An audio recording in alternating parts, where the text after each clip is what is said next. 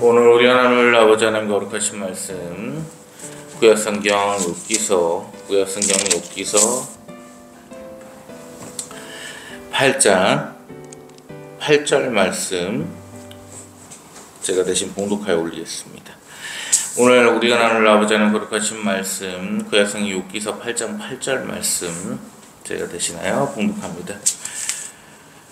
청하건대 너는 옛 시대 사람에게 물으며 조상들이 터득한 일을 배울지어다. 아멘. 아버지 하나님 감사합니다. 오늘 이 시간 이 거룩한 주일 아버지의 영광과 은혜 가운데 아버지께 예배를 올리우며 아버지를 찬양하나이다. 아버지께서 크신 은혜와 사랑 가운데 이 시간 힘을 실으셔 주시옵고 이 한 주 악한 세상을 이겨낼 수 있는 굳센 믿음과 굳센 신앙 가운데 악한 영을 저주하며 사탄을 저주할 수 있는 용기를 주시옵고 이 세상을 헤쳐나갈 수 있는 힘을 허락하여 주시옵소서. 이 거룩한 시간 허락하여 주신 은혜에 영광을 올려오며 우리의 구주 되시며 우리의 생명이신 예수 그리스도님의 거룩하신 이름으로 기도 올려옵나이다. 아멘. 거룩한 주일이 또 됐습니다. 벌써 5월 마지막 주일이 됐네요. 참 세월이 엄청나게 이제 빠르게 가는 시간 속에서 4월 4일에 불법 파면도 이제 2달이 다 돼가고 있습니다. 6월 3일 대선을 앞두고 여러 가지 생각이 많은데요. 메시지는 하나 좀 드려야 될 것 같아서 말씀을 드립니다.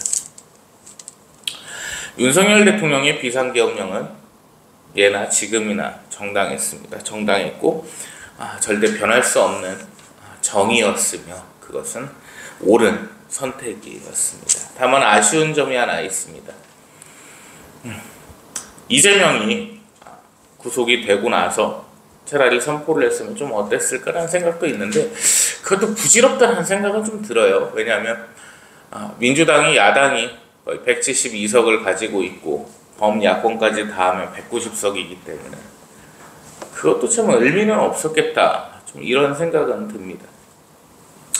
그런 상황에서 대선을 치른다고 저 난리들을 치고 있는 걸 보면 참 가소롭고 우습습니다. 마음이 너무 좋지를 않죠. 얼굴도 엄청 상하셨던데 늘 말씀드리지만 윤석열 대통령의 파면이나 탄핵을 결코 합법으로 보지 않습니다. 불법 탄핵이었고 불법 파면이었습니다. 정치적인 노름이었고 정치적인 이간질이었습니다.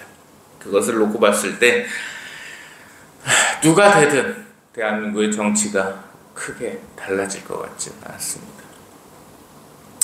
오늘 아침에는 또 김문수가 사전투표 동료를 하더라고요. 사전투표에서 이상한 짓 하면 바로 잡아낼 테니까 해라. 뭐 정가훈 얘기하면서 운 것도 거짓말을 하고 뭐 이재명한테 뭐 허위사실 유포 뭐 재범 누범되고 뭐 개선의 여지가 없을 정도로 뭐 이렇게 공격을 하던데 그 유튜브 영상에 나오대요. 우리 정가훈 쌤 들어가시면 어떡할까. 제가 이 자리에서 참 그러지들 마십시오. 누가 되든 누가 됐든 그리고 누가 될 것이든 의미가 없습니다. 목사님은 투표 안 하시나요? 이럴 수도 있겠지만 글쎄요. 이준석이나 찍을까 진짜 그런 생각이 들 정도로 별로 할 마음은 없습니다. 일을 하라고 시켜놨던 대통령이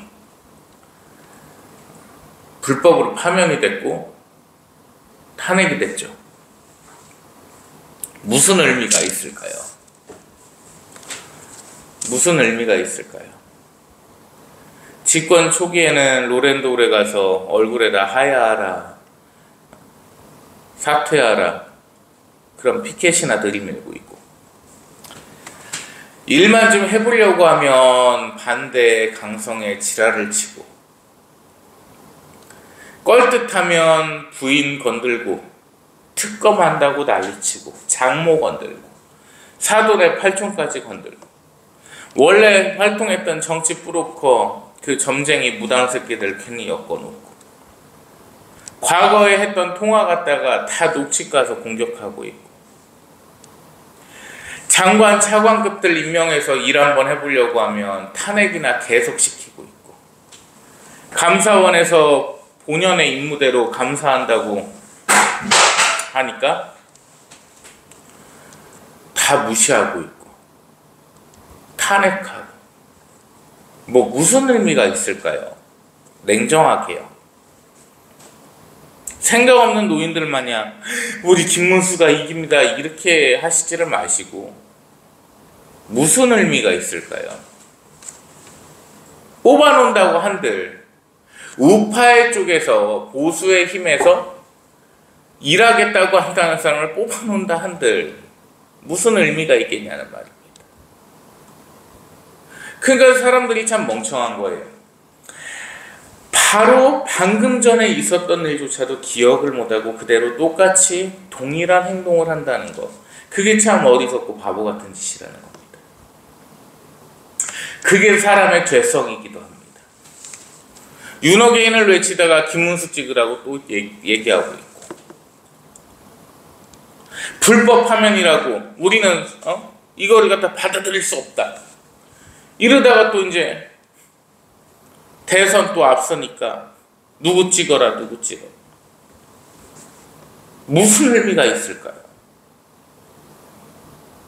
공직선거법도 그래요. 특정 후보를 낙선시킬 목적으로 없는 사실을 얘기했거나 이랬을 때 이제 허위사실 유포가 되는 거고 명예훼손으로 처벌을 받는 건데 특정 후보를 갖다 낙선시켜야 된다고 하는데 제 말은 그게 아니거든요. 누구를 뽑을까요?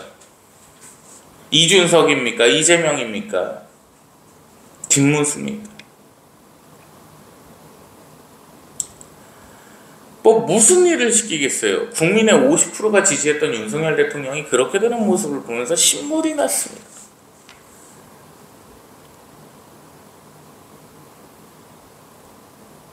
진짜 신물이 났습니다. 바로 앞전에 겪었던 일을 그대로 겪고 나서도 똑같이 행동을 한단 말입니다. 오늘 본문 말씀 보실까요? 8절 말씀입니다. 청하건대 너는 옛 시대 사람에게 물으며 조상들이 터득한 일을 배울지어다. 아멘. 무슨 말씀이에요? 사람이 하도 죄를 지니까 수학 사람 빌다시 이 육선생님에게 이렇게 얘기를 해줍니다. 너가 알고 있는 것이 전부가 아니고 옛사람들이 한 것을 봐라.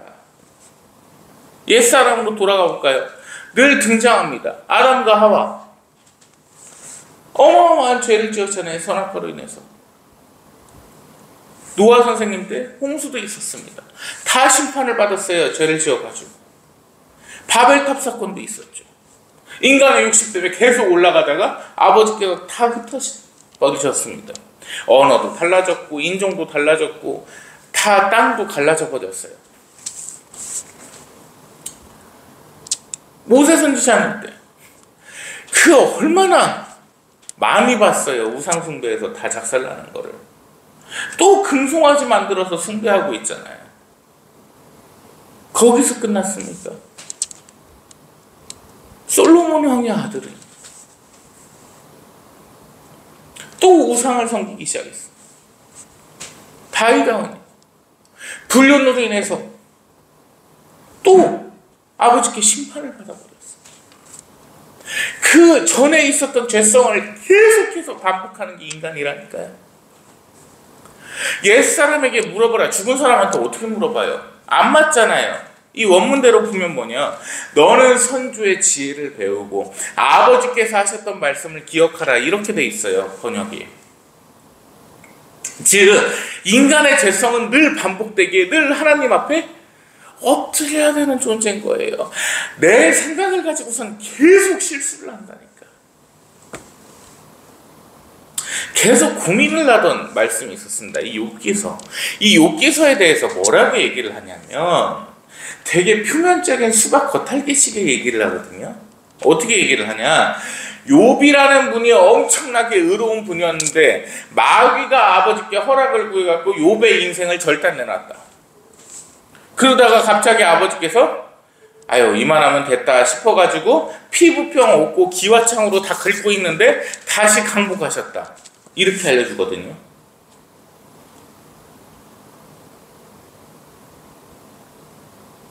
아버지 하나님께서는 레고 갖고 노시는 자인가 봐요. 강아지한테 그렇게 안 해요. 그 동물보호법 위반입니다. 갖고 노는 장난감 갖고도 그렇게 안 한다. 갑자기 로봇 막 눈알 빼놓고 다리 다 절단해놓고 갑자기 본드로 다시 붙여요? 말 안 되죠. 그래서 분명히 인간의 죄성이 있으신 분일 텐데 아버지께서 왜 그렇게 하셨을까? 마귀가 왜 그렇게 했을까? 라고 봤더니 우리 욥기서 1장으로 가보겠습니다.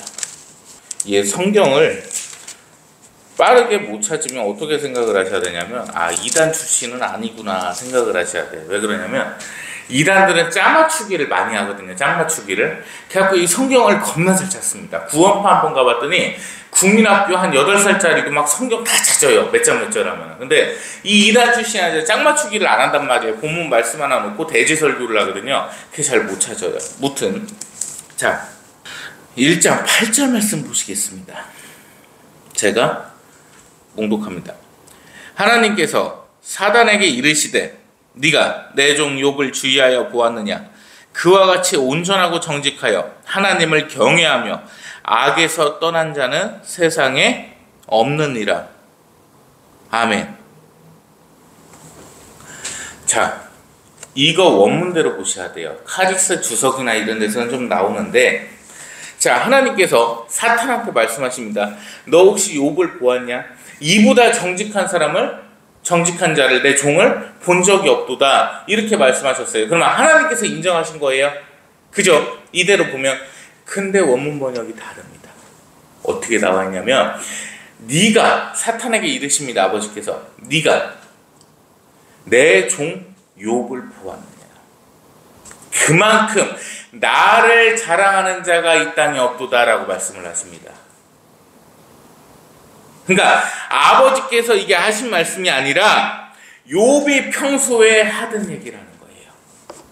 잘 이해하셔야 됩니다. 자, 나와 같이 온전하고 정직하여 하나님을 경외하며 악에서 떠난 자는 세상에 없느니라. 자기가 얘기하는 거예요. 자기 자신을 두고. 그 근거가 어디 나오냐? 32장 보시겠습니다. 32장 1절 말씀. 욥이 자신을 의인으로 여김으로 그 세 사람이 말을 그치니. 아멘. 자기 입으로 떠듭니다. 자기가 많은 것을 가졌어요. 많은 것을 갖다 보니까 이걸 뭐라고 얘기를 하냐? 순서가 중요합니다. 내가 의롭기 때문에 아버지께서 나에게 강복하셨느니라 이렇게 얘기를 하고 다니는 거예요. 믿는 사람은 순서를 어떻게 해야 돼요?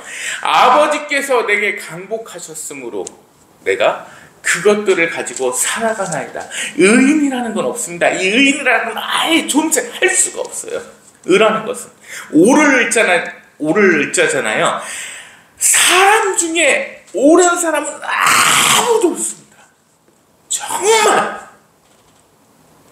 우리가 존경해야 되고 신앙의 표본과 교과서로 여겨야 되는 선지자님들조차도 오르시질 못했어요.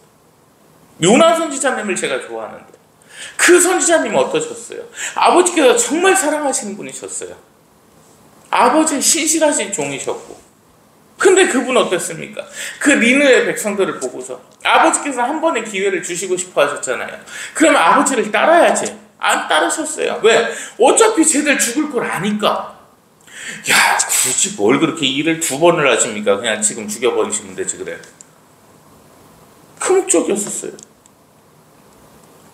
효자일 수도 있죠. 왜? 아버지 하나님께서 일 2번 하시는 게 싫으니까. 어차피 쟤들 죽을 걸 아는데 모르시고 하신 게 아니에요. 어차피 니네는 박살날지를 아셨어요. 아버지께서 저주하실지를 아셨습니다. 근데 굳이 한 번 기회를 주시겠다고 하니 얼마나 답답해요. 그러니까 대충이지. 가서 우리가 왜 망하는지 알려주시옵소서. 에휴, 죽을 애들이 그거 알아서 뭐하게 그냥 뒤지면 되지. 그러고서 돗자리 깔고 누우시니까 자들 어떻게 망하나 한번 봐야겠다. 근데 굳이 아버지 하나님께서 일을 2번을 하시네요.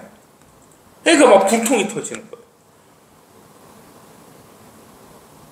호박잎 하나도 아끼는데 어찌 내가 만든 내 자식을 아끼지 아니하겠느냐. 아버지께서 그렇게 말씀하시잖아요. 그래서 의인이라는 건 존재할 수가 없어요. 존재할 수가 없는데 이 욥 선생님이 자신을 의인으로서 여겼다 이겁니다. 무슨 장면이 생각납니까? 세리와 바리새인 한 명이 산에 오를 때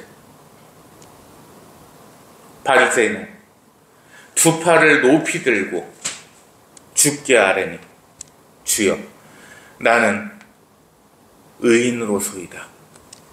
주께서 내게 많은 것을 허락하셨나이다. 세리가 올라 머리를 조아리고 엎드려 이르되 주님 저는 죄인입니다. 이 미천한 자의 목소리를 들으시어 주옵소서. 예수님께서 하신 말씀이에요. 그 바리새인의 모습을 욥 선생님이 하시고 계셨다는 거예요. 순서라는 거에 따라서 사람의 운명은 뒤바뀌어 버립니다. 하나님께서 의로운 욥에게 사탄에게 허락을 하셔서 인생이 망가지도록 하셨다? 이게 잘못된 순서라고요. 지금까지 그렇게 알려졌다고. 근데 그 반대예요. 아버지의 강복 아래 살고 있던 욥이 자신을 의롭다 자신을 자랑하고 다녔습니다. 어찌 보면 맞는 것 같아요. 의인이니까 강복하셨겠지. 그런데 그 강복 하나하나 나를 의롭다가 하시는 것도 아버지의 전적인 일방적인 은혜라는 사실입니다. 내 생각이나 내 언행으로서 이루어지는 게 아니에요. 왜? 의인은 단 한 명도 없으니까. 그래서 의라는 단어가 엄청나게 무거운 단어입니다. 절대 의라는 단어를 그냥 가볍게 뭐 의인이다, 의롭다 개소리들 하지 말라고 그래요. 정말 이 의라는 단어를 사람이 소유할 수가 없습니다. 오늘 설교의 포인트가 그거예요. 의라는 단어는 절대 사람이 소유할 수가 없어요. 왜? 의를 가진 사람은 옳은 사람은 없기 때문에 그 누구도요.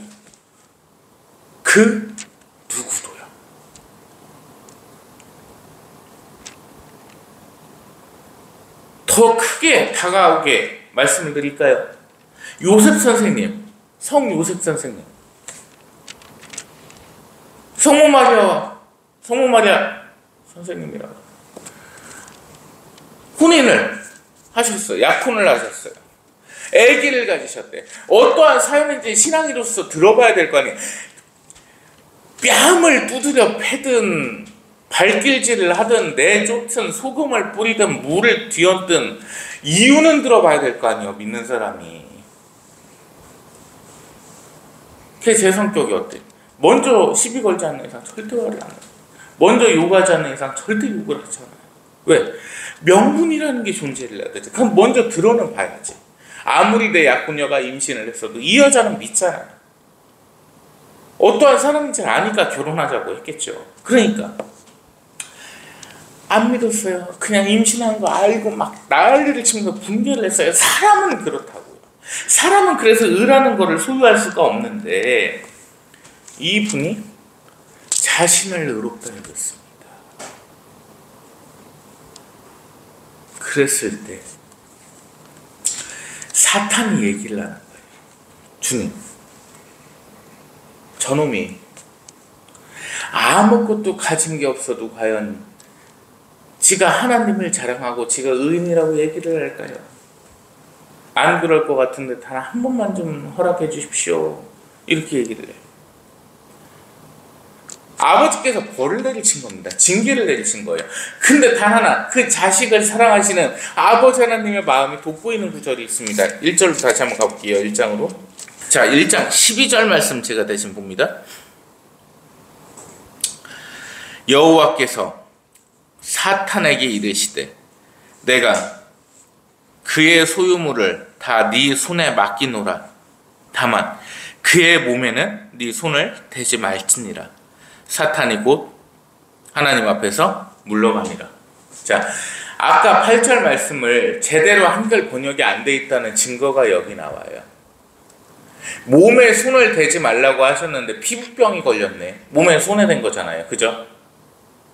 자, 이 몸에 손을 대지 말라고 말씀하신 게 원문에 보면 뭐라고 나오냐면 생명입니다. 바로 영과 혼과 이 두 가지. 뭔 말씀이냐면 너한테 그 욥의 가진 것들, 소유물들과 이 육신까지는 허락을 할게. 몸뚱아리까지는. 근데 네가 결코 그의 영혼을 건들지 말라. 즉 생명을 건들지 말라는 거예요. 생명은 오직 하나님의 수. 물론 여기서 의견은 분분합니다. 과연 여기서 생명이라고 말씀을 하셨는데 만약에 욥 선생님이 이걸 못 견디고 자살을 하셨다면 어땠을까? 그러면 생명이 없어지는 거죠. 자살하면 생명은 없어지는 거, 끝나는 거예요. 그냥 그의 생명은. 단순히 이 숨이 넘어가는 게, 숨이 그치는 게 아니라 아예 그 영혼 육의 생명이 끝나버리는 거잖아요. 이 정도면 이제 이해해 주셔야 돼요. 그럼 뭐예요? 견딜 만큼의 고통. 이 욥 선생의 지금까지의 삶으로 봤을 때 견딜 만큼의 고통까지만 허락하셨던 거예요. 왜? 그 한계치가 넘어가 버리면 목매다는 거. 그래서 나온 말이 있어요. 하나님께서는 견딜 만큼의 시간만 주신다. 근데 그것도 잘못 얘기가 되는 거예요. 시련을 주시는 게 아니에요. 내가 잘못했기에 징계를 받는 겁니다. 마치 내가 잘했는데, 믿는 사람이 있는데 너 믿음 얼마나 강한지 한번 보자 하고서는 징계를 내리시고 시련을 내리신다. 미친 소리죠. 그거는 말이 안 되는. 하나님께서 늘 강복하기만 원하신다니까요.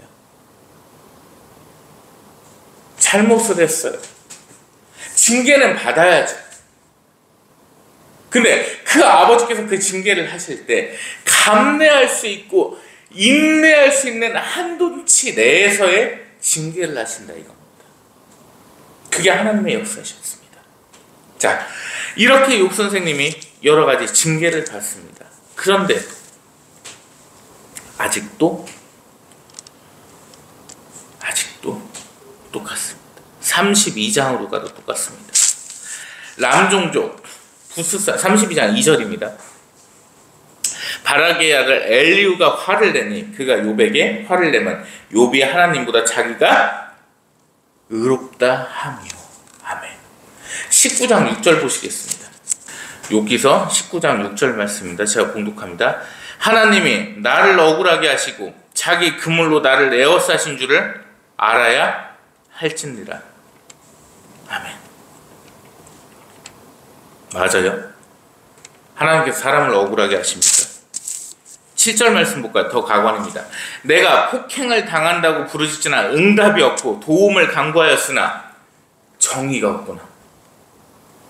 하나님을 인정하지 않습니다. 정의가 없다는 것은 정의가, 의를 말씀드렸죠. 하나님이시라니까요. 그 정의에 심판을 내리시는 분, 그리고 의라는 것을 갖고 계신 분은 누구? 하나님이시라고요. 하나님을 인정하지 않습니다. 어디? 27장 5절 보겠습니다. 27장 1절부터 좀 보실게요.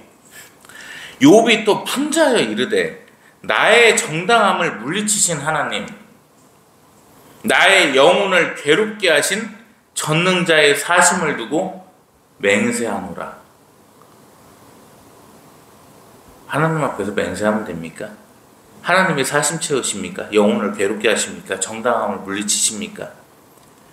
결코 내 입술이 불의를 말하지 아니하며 내 혀가 거짓말을 말하지 아니하리라. 자신을 어마어마한 의인으로 여깁니다. 하나님을 격화시키고 자신을 높여버립니다. 이단의 특성이죠. 그러니까 하나님을 격화시켜요. 정의도 없으신 분이고 사심을 채우시는 분이고 사람을 억울하게 만드시는 분이에요. 근데 자기는 거짓말도 하지 않고 불의를 행하지 않습니다. 자기가 훨씬 높아져.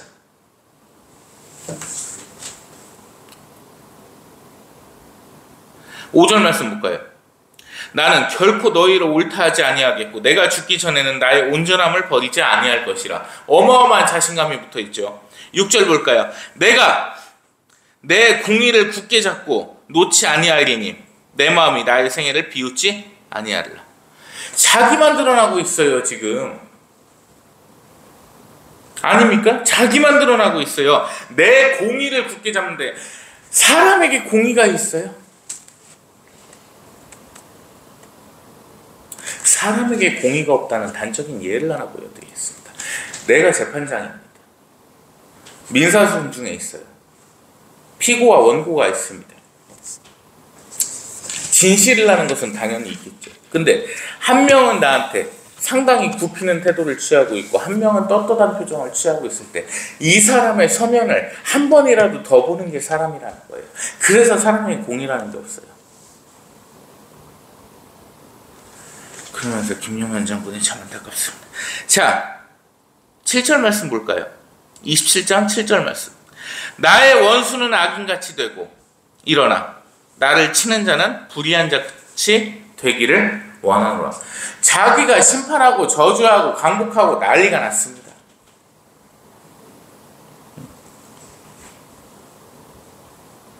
본인이 저울질을 하고 있어요. 결국에 징계를 받았다는 게 다 나오는 거죠. 욥 선생님은 그냥 징계를 받으신 겁니다. 다만 42절 보겠습니다. 42장 보겠습니다. 욥기서 42장 3절 말씀입니다.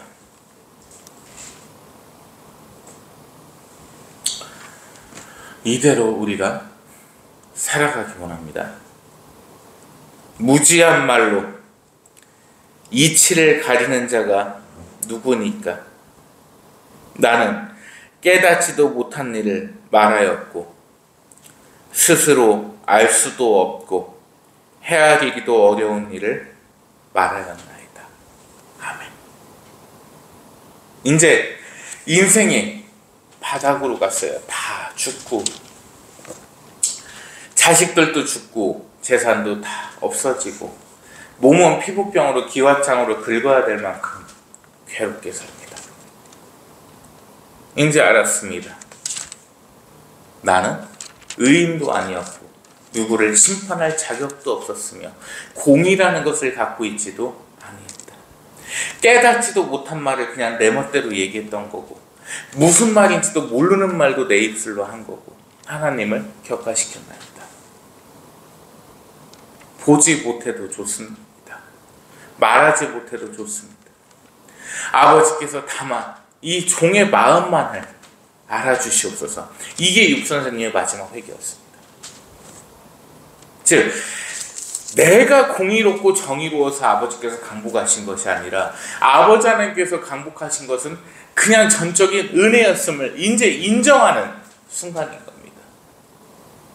그랬더니 아버지 하나님께서 어떻게 하셨겠습니까? 우리 욥기서 42장 16절 17절 말씀.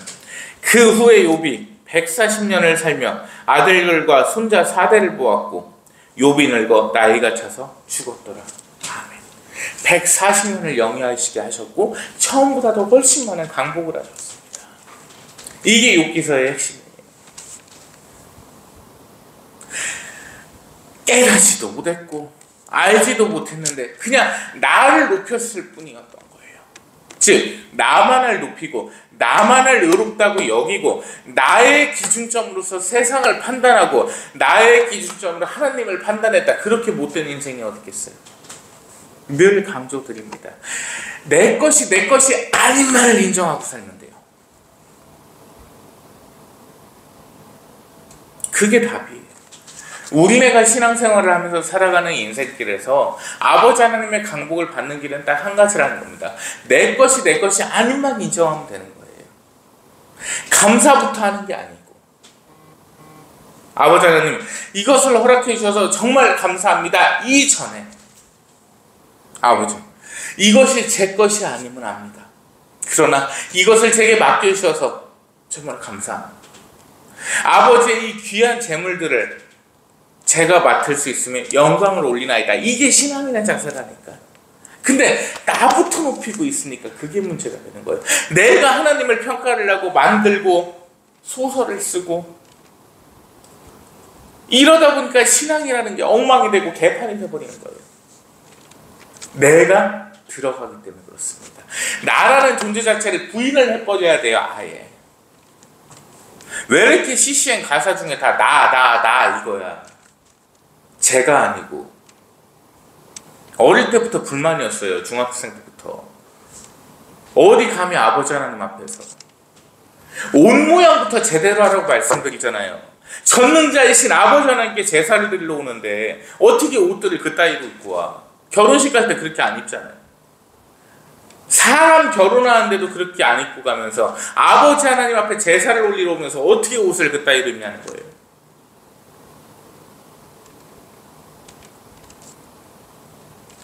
내가 드러나면 안 되고 내가 들어가서도 안 된다는 겁니다.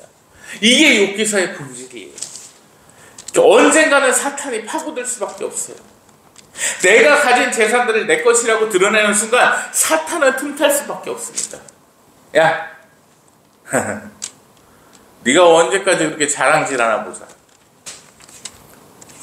주님, 다 지 거라던데요.